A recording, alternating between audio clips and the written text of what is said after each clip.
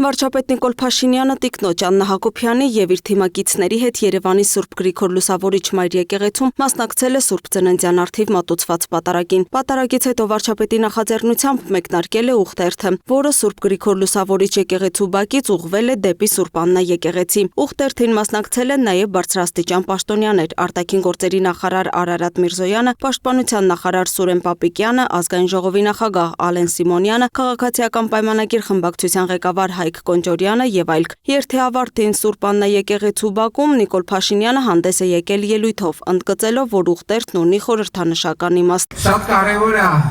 արձանագրել, թե մեր երթը ինչի համար էր եւ ինչ էր նշանակում։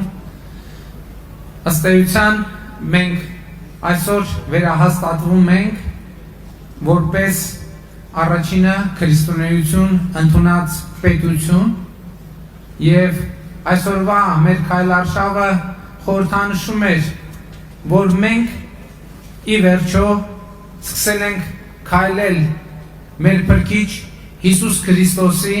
նախանշած ուղով։ Վարչապետը նշել է, որ երկար ժամանակ խաղաղության համար աղոթել են, սակայն եկել է պահը, երբ անհրաժեշտ է նաև գործերով ստեղծել այդ խաղաղությունը։ Մենք բոլորս շատ երկար ժամանակ խաղաղության համար աղաչել ենք Աստծուն, բայց ի վերջո եկել է այն պահը, երբ որ մենք հասկացել ենք, որ խաղաղության համար Աստծուն աղաչելու զուգահեռ մենք ինքներս պետք է մեր որոշումներով, մեր գործողություններով, մեր քայլերով ստեղծենք այդ խաղաղությունը։ Եվ այսօր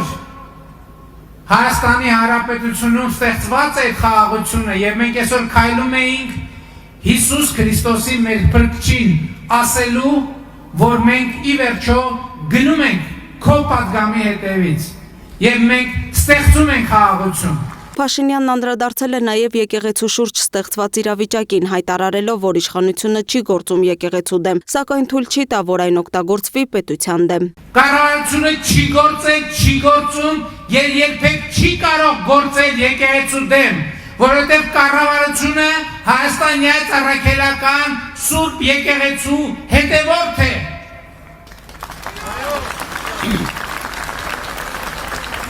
Մենք ընդհանրապես եկել ենք արձանագրելու, որ ոմանք փորձ են անում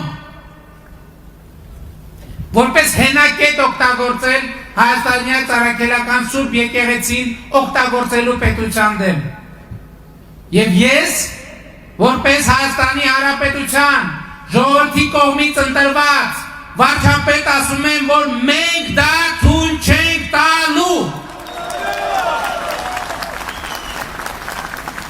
Եվ այն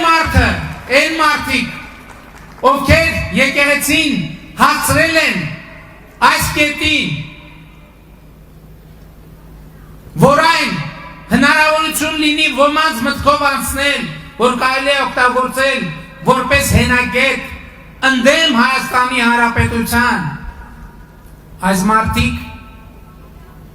հենց մեր եկեղեցու կարգի համաձայն հերձված են դարձել։ Եկեղեցին պետք է ազատել հերձվածից եւ վերադարձնել ժողովրդին, ասել է Փաշինյանն ու կոչ արել հոգեվորականներին միանալ եկեղեցու բարենորոգման գործընթացին եւ քաղաքացիներին։ Պատարագներին մասնակցելիս հորդորել հոգեվոր սպասավորներին աջակցել այդ օրակարգին։ Ես մեր ժողովրդին կոչ եմ անում այո գնալ պատարագների եւ իրենց հոգեվոր սպասավորներին հորդորել, խնդրել միանալ Հայաստանյան առաքելական Սուրբ եկեղեցու բարենորոգման օրակարգին, հորդորել պատարագների ժամանակ, զեղչել այն անունը, որը չպետք է հնչի խորանից, մինչև այն պահը, երբ որ մենք կունենանք Հիսուս Քրիստոսի անունով ժողովրդով ազգային եկեղեցական ժողովով իրապես ընտրված եւ իր կոչման եւ իր ապրածի, իր աշխարհայացի,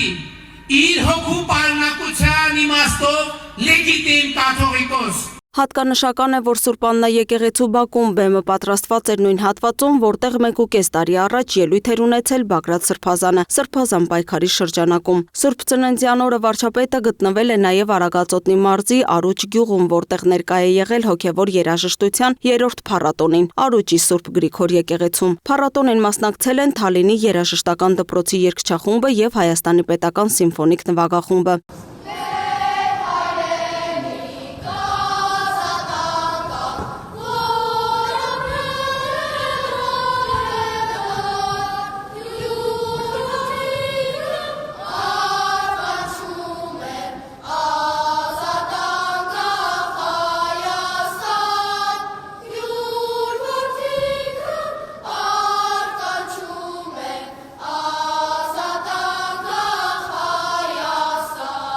Փառատոնի նպատակն է նպաստել ազգային հոգևոր եւ մշակութային արժեքների պահպանմանն ու տարածմանը։ Վարչապետը շրջել է նաեւ եկեղեցու հարակից տարածքում բացված տաղավարներով, որտեղ ներկայացված էին Արագածոտնի մարզի արտադրանքն ու ավանդական ուտեստները։ Լուսինե Գրիգորյան, Free News, Ազատ լուրեր։